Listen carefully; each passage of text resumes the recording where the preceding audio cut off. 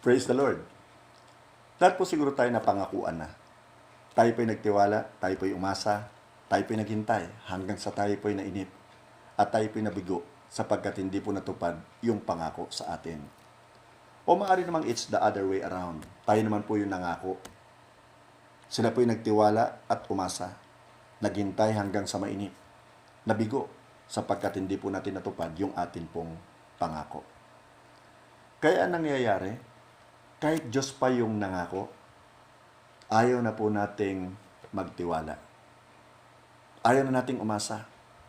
Ayaw nating maghintay dahil maiinip lang tayo at mabibigo dahil hindi niya rin magagawa ang kanyang pangako.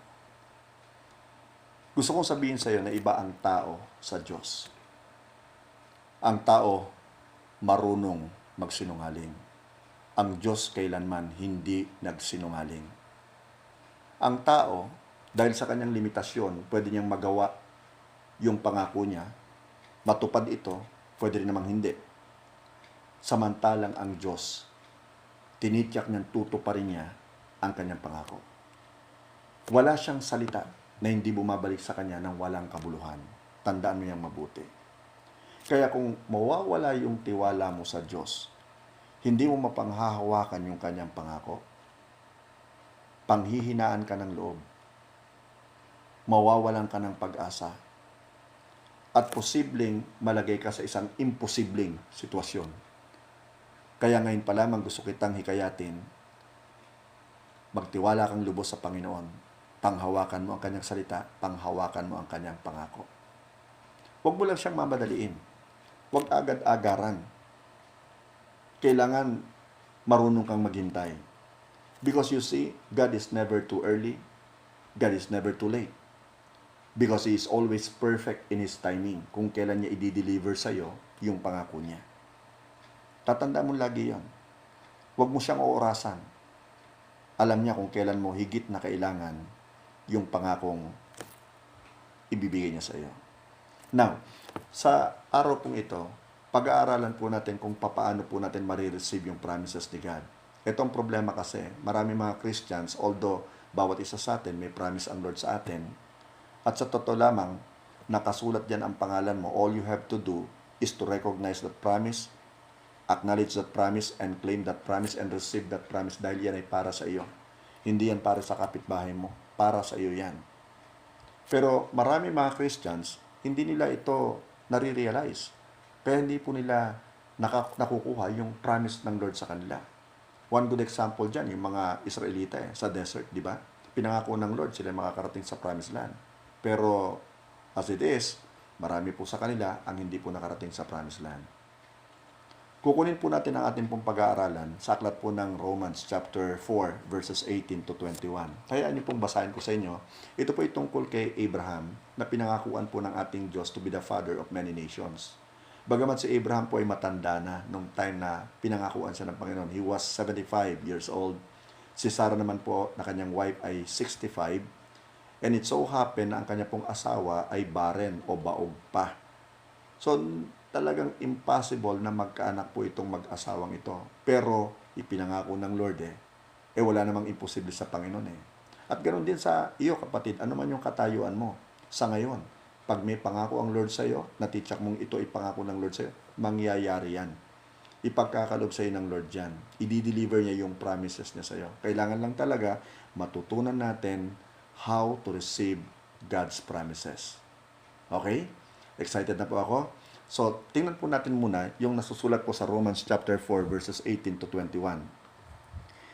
Please, makinig po kayo mabuti. Ganito po ang nasusulat. There was no hope that Abraham would have children. But Abraham believed God and continued hoping. And so he became the father of many nations. As God told him, your descendants also will be too many to count. Verse 19. Abraham was almost 100 years old, much past the age for having children, and Sarah could not have children. Abraham thought about all this, but his faith in God did not become weak. So hindi siya pinanghinaan ng kanya pong pananampalataya. Verse 20, he never doubted that God would keep His promise. He never stopped believing. He grew stronger in his faith and gave praise to God. Abraham felt sure. Ang sabi po sa New King James Version, being fully convinced. So walang iota of doubt sa kanya that God was able to do what He had promised.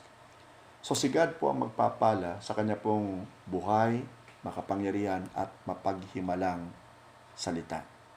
Kaya kapatid, kung ngayon pa lamang, alam mong may pangako ang Lord sa iyo, maaaring many years back na, panghawakan mo pa rin ito. Always remember this nung ibinigay ni God yung pangako kay Abraham, he was 75, Sarah was 65. Pero nagkaroon lamang ng fulfillment yung pangakong ito kay Abraham when he was 100 years old na. Sapagkat inulit ng Panginoon sa kanya when he was 99 na magiging father siya of many nations. So naipanganak po si Isaac ni Sarah na kanyang wife when he was 100 at si Sarah naman po ay 90. Ang point ko ito, kung alam mong yung pangako ng Lord sa'yo, I agree with you sa prayer na ito, makakamit mo yan. Whatever your situation is. So, ang title ng pag-aaralan natin ngayon, again, how to receive God's promise. Ang number 1, kapatid, don't focus on your circumstance. I say it again. Don't focus on your circumstance. Abraham never focused sa kanya pong circumstance. Although alam niya po yung kanyang limitation. Alam niya po na he was too old na nung time na yon para magkaroon ng anak. At yung kanyang asawa was barren, baog. Pero hindi siya nag-focus doon. Now listen doon sa Romans chapter 4 verse 18.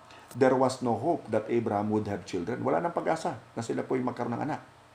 But listen to this, but Abraham believed God and continued hoping.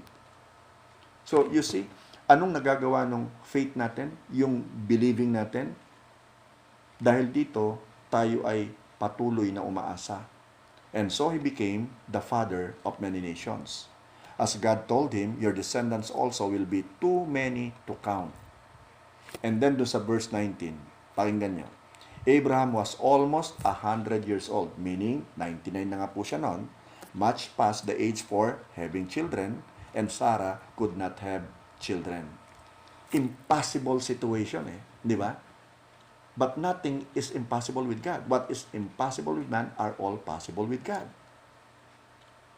Our God is a God of miracles. Amen? Naalala niyo po si Joseph? Ito pong apo sa tuhod nitong si Abraham. Si Joseph na anak po ni Jacob. Siya po'y pinangakuan ng Diyos. Siya po'y nanaginip. Sa panaginip niya, nakita niya po yung tatay niya, yung nanay niya, maging yung 11 niya mga kapatid, nagbabow down po sa kanya. Meaning, magiging mataas ang position nito si Joseph sa hinaharap. Dahil po dito, nagalit nga po yung kanyang mga kapatid sa kanya Anong ginawa ng kanyang mga kapatid sa kanya? Itinapon po siya sa isang malalim na balon. Sa deep pit. Tapos, naawa din, nung may dumating po ng mga Ismaelites, binenta yung kanilang kapatid, naging katulong o slave po nitong si Potiphar. Nakursunadahan naman ng asawa ni Potiphar itong si Joseph. At nung hindi pagbigyan ni Joseph yung kahilingan nitong babae, siya po'y nagsusumigaw na siya po'y tangkang nire-rape nitong si Joseph. So nakulong po si Joseph. So from the deep pit, siya po'y napunta sa prison. Nakulong po siya. But Joseph never focused on his circumstance. Nag-focus po siya dun sa pangako ng Lord sa kanya. And what happened? Siya po ay naging second in command sa pag-rule ng Egypt, next only to the Pharaoh or the king of Egypt. Why? Kasi nag-focus siya sa pangako ng Lord, pinanghawakan niya ang pangako ng Lord, never siyang nag-focus doon sa kanyang circumstance. At ganoon din ang mangyayari sa iyo, kapatid. Posibleng sa ngayon, because of this pandemic, wala kang pinagkakakitaan, puro labas ng pera mo, naubos na ang ipon mo, walang pumapasok na income. Now, sa isip mo, maaring malaking problema ito, pero ang pangako ng Lord sa iyo can be found in the book of Philippians chapter 4 verse 19. And my God shall supply all your needs according to His riches in glory by Christ Jesus. Napakaliwanag niya na dapat po nating panghawakan. The Lord is my shepherd, I shall lack nothing. So, hindi tayo magkukulang. Even though merong pandemic, even though merong famine, hindi tayo magkukulang. The Lord will provide for us. Nasa desert po ang mga Israelita. Anong ginawa ng Panginoon? Wala silang makain. Pinaulanan po sila ng mana, bread from heaven, pagkain ng mga anghel. Can you imagine that? So, hindi tayo magkukulang. So, don't focus on your circumstance. Pwedeng ikaw ay may sakit. Pwedeng sabihin pa nga ng doktor kung ikaw ay nakikinig ngayon na terminal na yung disease mo na ikamamatay mo yung disease mo Why would you focus on your circumstance? Focus on the promises of God. If you are a child of God, focus on His promise. Panghawakan mo ang kanyang salita, ang kanyang pangako. Panghawakan mo yung sinasabi sa Isaiah chapter 53 verse 5. By His wounds, I am healed. Panghawakan mo yun. By Christ's wound, I am healed. I am healed because He is my Jehovah Rapha. Panghawakan mo yun. Now, just in case, mag-asawa kayo, matagal na po kayong hindi nagkakaanak. Gusto niyo na pong magkaanak. Alam niyo, promise ng Lord sa inyo to. Di ba? Anong gagawin mo? Panghawakan mo salita ng ating Panginoon na kayo magkakaanak. Imagine this Si Abraham, 99. Si Sarah, 89. Baog nagbuntis. Sabi ni Abraham sa kanyang sarili, description niya, siya ay laos, siya ay uugod-ugod na. Naniniwala ako sa kanya, 99 Pero nagkaanak. Kung bata pa naman kayo, magkakaanak kayo. And I agree with you sa prayer niyo na magkakaanak kayo. But don't focus on your circumstance. Focus on Jesus, the author and the perfecter of your faith. Amen? Now, let's go to number 2. Kapatid, anong sinasabi rito? Don't doubt God's promise. Ito pa ang isang nakakahinder o nagiging blockade sa promises ng Lord para mapasa atin yung salitang doubt. Doubt or yung duda is not of God. It is of the devil. Negative po yan. Kapag ka nagduda ka na sa promises ng Lord sa iyo, kapatid, wala na. Matatalo ka na. Ano nangyari kay Eve? Bakit siya bumigay kay Satan in the form of the old serpent? Di ba? Nagso ng seed of doubt Si Satan sa isipan nitong si Eve. Talaga bang sinabi ng Diyos yun? Di ba? Nagsoso siya ng seed of doubt. So once, kapatid, nakakaisip ka ng duda, cast it away. It's not of God. It's of the devil. Yan ang pipigil sa'yo para makuha mong promise mo. At alam mo yung doubt niyan, kasama niya ng fear. Sa totoo lamang. So please, don't doubt God's promise. Doon sa Romans chapter 4, verse 20, let me read it to you. He never doubted, meaning si Abraham, never doubted that God would keep His promise. Hindi siya nagduda. And he never stopped believing. Hindi siya tumigil sa kanyang pananampalataya sa sinabi ng Diyos sa kanya, that He will be the father of many nations. Now, he grew stronger in his faith. So instead of doubting, finifeed niya yung faith niya. He grew stronger in his faith and gave praise to God. In advance, pinupuri niya ng Panginoon. Nagpapasalamat na siya sa Panginoon. At dapat palagay ko, ganun ang ginagawa natin Pag tayo nasa isang malaking situation, problema, kung saan nanganganib na mawala sa atin yung pangako ng Lord, ay huwag ka mag-give in. Kailangan talaga panghawakan mo yung pangako ng Lord and strengthen your faith in God. And begin praising God in advance, thanking Him dun sa delivery ng promises ni Lord para sa iyo. Amen? Now, dun sa Romans chapter 4, verse 18, yung second part, but Abraham believed God and continued hoping. He believed God and continued hoping. Ito rin ang dapat natin gawin. Ano man yung situation natin. Believe God and continue hoping. Di ba? Without faith, it is impossible to please God. At si God, rewarder of those who earnestly seek Him. Di ba? So have faith in God and continue hoping. Doon po sa Numbers chapter 13, mababasa po natin dito nung inutusan po ni God si Moses na mag-send ng spies to scout on the promised land. I-survey niya yung promised land, yung land of Canaan, na ibinigay ng Lord sa kanila. Imagine may mga inhabitants po yun, pero ang sabi ng Lord, ibibigay ko ito sa mga pili kong bayan sa Israel. Okay. Sa verse 1 ng chapter 13 ng Numbers, ganito po ang nasusulat. The Lord said to Moses, send some men to explore the land of Canaan, which I am giving to the Israelites. So you see, andito na yung pangako inhabited yung land, pero ang sabi ng Lord, sige, isurvey nyo, i-explore nyo yan, which I am giving to the Israelites. Ibinibigay niya na sa Israel. So pangako yun, di ba?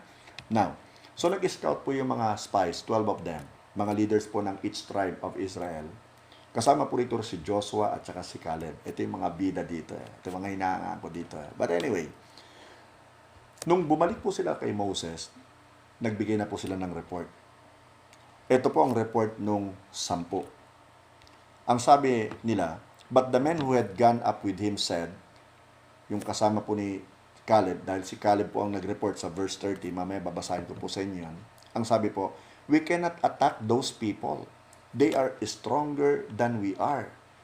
Tandaan nyo ang sabi ng Lord, I am giving to the Israelites yung land of Canaan. Pero dito sa verse 31, nakita lang nila yung mga inhabitants, but the men who had gone up with him said, we cannot attack these people or those people, they are stronger than we are. And they spread among the Israelites a bad report. Ito na, pinangalat na po yung bad report about the land they had explored. They said, the land we explored devours those living in it. Kita mo na yung kanilang kwento, may dagdag na. Sabi nila, mga cannibal, kumakain ng tao, yung mga naninirahan doon. Imagine to. All the people we saw there are of great size, mga higante. We saw the Nephilim there, the descendants of Anak come from the Nephilim. We seemed like, listen to this, grasshoppers in our own eyes. Lumiit na kagad yung tingin nila sa kanilang sarili. Hindi lang basta malita, ikinumpara na ngayon nila yung kanilang sarili sa tipaklong. Yun ang nagagawa ngayon ng doubt. Isinama ni doubt si fear, both spirits. Kaya lumiliit ngayon yung tingin nila sa kanilang sarili. Napapalaki nila ngayon yung kanilang circumstance. Lumiliit din ang tingin nila sa Diyos na nagsabi sa I am giving to them the land. So we seem like grasshoppers in our own eyes and we look the same to them. Dinagdagan na naman yung bad report Sinabi na nga nila na sa tingin namin sa aming sarili ay para kami mga tipaklong at ang sabi rito, and we look the same to them. Ganon din ang pagtingin nila sa amin. Bakit nakausap ba nila? Hindi naman Di ba? Maniwala akong nakausap nila yon. Sa takot laang nila. Di ba? So punong-puno talaga ng pagdududa at takot yung 10 espiya. At dahil doon, wala isa man sa kanila ang nakapasok, nakarating, nakatuntong sa promised land. Why? Although ang pangako ng Lord sa kanila, ipapasok niya sa promised land. Makoconquer nila ang promised land. Mapapasa kanila ang promised land. Pero dahil sa kanilang duda, hindi sila nakapasok. Nadamay pa yung mga napagbalitaan nila ng bad report, hindi rin nakapasok. Ang nakapasok lamang yung hindi naniwala sa bad report, Joshua and Caleb.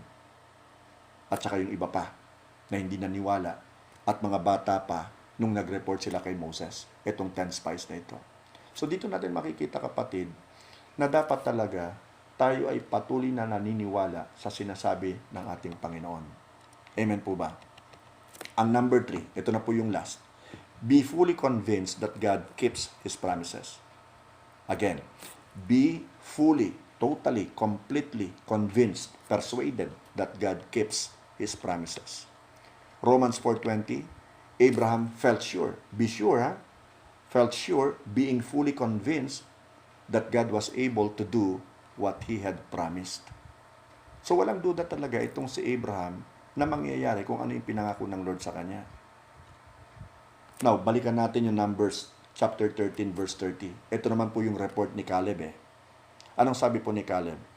Actually, si Caleb was fully convinced talaga na yung pangako ng Lord na ibibigay sa kanilang promised land, although inhabited po ng mga giants, ay sa kanilang tunay. Ang sabi niya, sa verse 13 ng chapter 13, the book of Numbers, then Caleb silenced the people before Moses and said, we should go up and take possession of the land, for we can certainly do it. So buong buo talaga yung paniniwala nitong si Caleb na yung lupang pangako niyan, although inhabited by giants, ay para sa kanila. Naniwala siya doon sa sinabi ni God through Moses, I am giving to them the land of Canaan. Dapat ganun din tayo. Maging matapang tayo at maging fully convinced tayo that God keeps His promises. Ngayon, magtatapos ako sa inyo sa dalawang verses po na ito. Una, sa Hebrews chapter 11 verse 1. Ito po yung kinuha ko sa NCB. Faith means being sure. Ang sabi po ng NIV, confident. Faith means being sure or confident of the things we hope for and knowing that something is real even if we do not see it.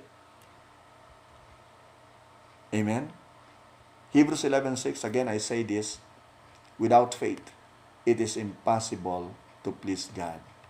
So kapatid, kaibigan, anuman yung pangako ng Lord sa iyo, though it may seem impossible, di ba, to come to fruition o maging realidad ito, but because God said it, mangyayari yon. Panghawakan mo yun. Huwag mong hayaan na ito'y agawin ng kaaway sa iyo. Huwag kang magduda sa salita ng Lord. Of course, sa Philippians chapter 1, verse 6b, always remember this, that He who began a good work in you shall be faithful to complete it. Ano man yung sinimulan ng Diyos sa iyo, ano man yung ipinangako ng Diyos sa iyo, just like what He promised to Joseph, nagkaroon ng katuparan. Just like what He promised to Abraham, although it seemed impossible, pero naging possible. Ano man ang pinangako ng Diyos sa iyo, panghawakan mo, magtiwala ka lang sa Kanya. Don't focus on your circumstance. Focus on Jesus, the author and the finisher of your faith. Amen? Hallelujah. Praise the name of the Lord. Amen po ba? Napakaganda po ng ating pinag-aralan sa araw po na ito. And I pray and I also hope na kayo pong lahat na nakikinig ngayon na merong pinanghahawakang pangako ng Lord pero malapit nang bumigay at baka hindi ito totoo. Kapatid, huwag kang maniniwala sa bulong ng kaaway. Huwag kang maniniwala sa mga negative na pumapasok sa isipan mo. Just continue to hold on to the promises of the Lord. Cling on to His word and you will receive whatever He promised you. Your name is written on that promise. It's yours. It does not belong to your neighbor or anybody else. It's yours. Sa iyo yun. Hindi akin yan. Sa iyo yan. May pangako din ng Lord sa akin at hindi ito sa iyo. May kanya-kanyang pangako ang Lord sa atin. Panghawakan po natin yan. Amen po ba? Are you blessed? Glory to God. Hallelujah. I can feel the anointing of the Lord in this place. Actually. Hallelujah. So let's all pray. Hallelujah. Dear Father, Heart God, salamat po ng marami Panginoon sa iyo pong salita na itinanim pong muli sa aming mga puso. We thank the presence of the Holy Spirit na siya pong nag-guide sa amin, nagturo po sa amin. We thank you for the anointing that comes with the Holy Spirit. Salamat po ng marami. And even right now, Lord, Ikaw ang nangako sa bawat isa sa amin. Hayaan mo maging klaro ito sa bawat nakikinig ngayon kung ano nga po ba yung pangako mo sa kanila. At kung meron man duda, I rebuke that wicked spirit of doubt and fear even right now to get out from these people's heads in Jesus' mighty name. You have no authority, you have no right whatsoever to stay in their senses, in their minds, in the name of Jesus. I cast you all out. I declare that you are powerless even right now. At Lord, hayaan mo maging buhay na buhay sa mga taong ito, sa iyong mga anak, sa iyong chosen people, ang pangako mo sa kanila. And never again na magkakaroon po kami ng doubt, Panginoon. And never again, Panginoon, na kami po'y magkakaroon din ng takot o Diyos na angkinin yung pangako mo para sa amin. Salamat po ng maraming. And Father God, I pray for the sick, even right now. Sila po'y hipuin mo at pagalingin mo. Sinabi man ng doktor na wala na po silang pag-asa, I pray, my Lord, just touch them and heal them. In Jesus' mighty name. Glory to God. Praise the name of the Lord. Doon sa mga nagkukulang sa finances, I pray, my Lord, that you continue to shower them with your blessings, my Lord God. Hayaan mong i-overtake sila ng blessings mo. Ibigay mo yung delight ng kanilang mga hearts, Panginoon, as long as they, yung desires ng kanilang heart, as long as they delight in you. Lord, salamat po ng maraming. We pray for miracle upon miracles na mararanasan ng iyong mga anak right now. In Jesus' mighty name. Hallelujah. Yung mga nag-struggle sa kanilang finances, Lord, I pray for abundance, financial breakthrough, even right now. Lord, dun sa mga tahanang sinisira ng kaaway, I pray, my Lord, ang pangako mo, God, kami maliligtas maging ang aming buong sambahayan. Pinangahawakan po namin yan in the name of Jesus. We bless you again. At kapatid kaibigan, ikaw na ngayon lamang nakapakinig ng salitang ito. Maaring may nararamdaman kang udyok sa iyong puso at na-hit ka ng Holy Spirit, na-touch ka ng Holy Spirit. God has a promise for you, everlasting life. And you can only receive it if you will accept Jesus Christ as your personal Lord and Savior.